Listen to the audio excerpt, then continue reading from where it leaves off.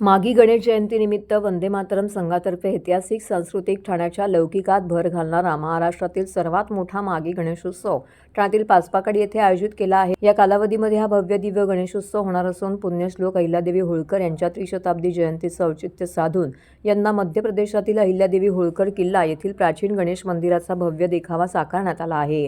यंदा या महोत्सवाचे 4थे वर्ष असून उत्सवादरम्यान दररोज विविध सांस्कृतिक कार्यक्रम, व्याख्यान, भजन, मुलाखत असे वैविध्यपूर्ण कार्यक्रम आयोजित केले आहेत, अशी माहिती महोत्सवाचे संस्थापक, निमंत्रक तथा भाजप जिल्हाध्यक्ष संदीप लेले यांनी पत्रकार परिषदेमध्ये दिलेली आहे। ठाण्यातील पाचपाकडी परिसरातील कचराई तलावानजीक परमार्थ निकेतन चौकामध्ये मागी गणेशोत्सवानिमित्त आकर्षक विद्युत रोषणाई माहेश्वरी घाट येथील हे श्री गणेश मंदिराची भव्य प्रतिकृती साकारण्यात आलेली आहे। दररोज विविध उद्बोधक, प्रबोधन करणाऱ्या धार्मिक व सामाजिक कार्यक्रमांची रेलचेल असलेल्या या महोत्सवाला मुख्यमंत्री देवेंद्र फडणवीस, उपमुख्यमंत्री एकनाथ शिंदे, भाजप प्रदेशाध्यक्ष रवींद्र चव्हाण, आशिष शेलार, प्रताप सरनाईक, आमदार संजय केळकर, आमदार निरंजन डावकरे इत्यादींसह सर्वपक्षीय राजकीय नेते, सामाजिक कार्यकर्ते, उद्योजक, कलाकार भेट देणार आहेत।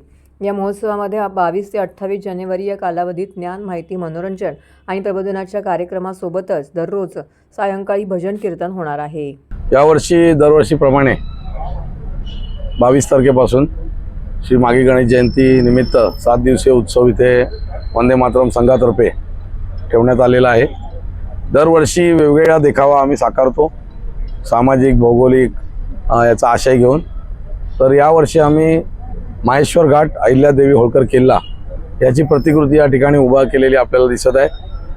हुबेहूब तो किल्ला आमचे डेकोरेटर मंदार गोळे यांनी तो तयार केला आहे आणि तशीच्या तशी प्रतिकृती आपण जर जाऊन बघितलं मध्य प्रदेशात तर आपल्याला लक्षात येईल की अहिल्यादेवी होळकरांनी जो हा किल्ला बांधलेला आहे, त्याच्यात जे मंदिर आहे ते जवळपास तसं आम्ही करण्याचा प्रयत्न केलेला आहे। उजव्या बाजूला इथे अहिल्यादेवी होळकरांचा पुतळा देखील येणार आहे, जसं त्या ठिकाणी त्या माहेश्वर घाटला आहे, तर तोही आपल्याला पाहायला मिळेल। तो अजून काम पूर्ण झालेलं नाही, उद्यापर्यंत सर्व काम पूर्ण होईल आणि भाविक मोठ्या पद्धतीने मोठ्या संख्येने इथे येतात। 50,000 पेक्षा अधिक भाविक या ठिकाणी दर्शनाला येतील अशी आम्हाला खात्री आहे आणि अजूनही वाढता प्रतिसाद पाहता यावर्षी आम्ही व्यवस्थाही चांगली ठेवलेली आहे। विविध कार्यक्रम देखील याच्यात आम्ही केलेत, सामाजिक असतील, सांस्कृतिक असेल। चढता डॉलर आणि घसरता रुपया याचं रहस्य काय हाही एक विषय आम्ही घेतलेला आहे। त्याच्यात CA निखिलेश सोमान हे अर्थतज्ञ कोण आहेत, त्या गौरी पिंपळे यांची मुलाखत घेणार आहेत। त्याचप्रमाणे विशेष म्हणजे अजून एक संविधान आणि प्रजासत्ताक हा 26 तारखेला आम्ही कार्यक्रम ठेवला आहे की लोकांना संविधान काय आहे आणि प्रजासत्ताक म्हणजे नेमकं काय, त्याचा अर्थ काय हे पण पोचलं पाहिजे। योगायोगाने 26 जानेवारीमध्ये येत आहे म्हणून ॲडव्होकेट उदय वारुंजीकर जे अत्यंत प्रतिष्ठित वकील आहेत मुंबईतले, ते या ठिकाणी जाऊन या विषयावर व्याख्यान देणार आहेत। अन्य देखील सांस्कृतिक कार्यक्रम या ठिकाणी आहेत, गप्पा गोष्टींचे, व्याख्यानाचे, गणेशाचे स्वरूप सांगणारे धार्मिक कार्यक्रम आहेत, कीर्तन आहे लोकमान्य टिळकांच्या आणि गणेश त्यांचा जे गणेश उत्सव त्यांनी साजरा केला त्याच्यावर आधारित असे विविध उपक्रम अत्यंत संयत पद्धतीने आम्ही ते साजरे करतो आणि उत्सव साजरा करत असताना उत्सवात सहभागी झालेल्या लोकांना आनंद नक्कीच घेता येईल, पण जे उत्सवाच्या बाहेर आहेत त्यांना कुठलाही त्रास होणार नाही याची आम्ही पुरेपूर काळजी घेत असो। म्हणूनच दिवसेंदिवस हा उत्सव अत्यंत लोकप्रिय होत चाललेला आहे आणि विशेष करून ठाणे, मुंबई, MMR रिजनमध्ये इतका मोठा मागी गणेश जयंती उत्सव आज तागायत साजरा झालेला नाही आहे। त्याची आम्हाला सर्व वंदे मातरम संघाच्या सदस्यांना अत्यंत अभिमानाची बाब आहे की हा उत्सव आम्ही या वेळेला साजरा करतो।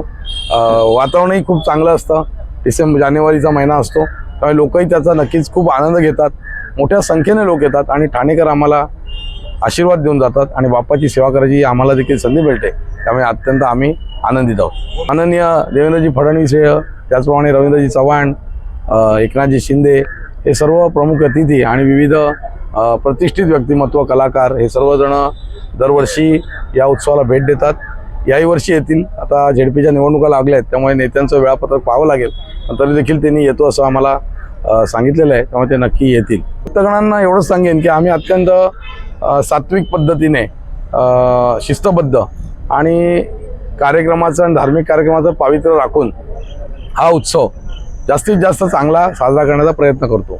मुळातच गणेशोत्सव हा अत्यंत सामान्यांसाठी खुला असलेला एक धार्मिक कार्यक्रम आहे। गणपती देवता जशी आहे त्याचे काही फार काही कर्मकांड नाही आहेत. आपण दरवर्षी घरी देखील आणतो आणि अत्यंत लोकप्रिय असं हे दैवत आहे. आपलं जी पंचमहाभूतांची आपण पूजा करतो आपल्या मूळ संस्कृतीनुसार, त्याच्यातली भूमीची पूजा आणि गणपती याचं कुठेतरी एक नाळ जोडलेली आहे.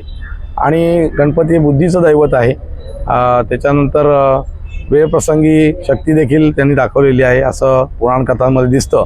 त्यामुळे ठाणेकरांना गणेशाच्या या आराधनेतनं चांगली भरभराट मिळो, लोकांनी त्यात सहभाग घ्यावा आणि अत्यंत पावित्र्यपूर्ण या उत्सवाचा लोकांनी लाभ घ्यावा, एवढंच मी आवाहन या निमित्ताने करतो.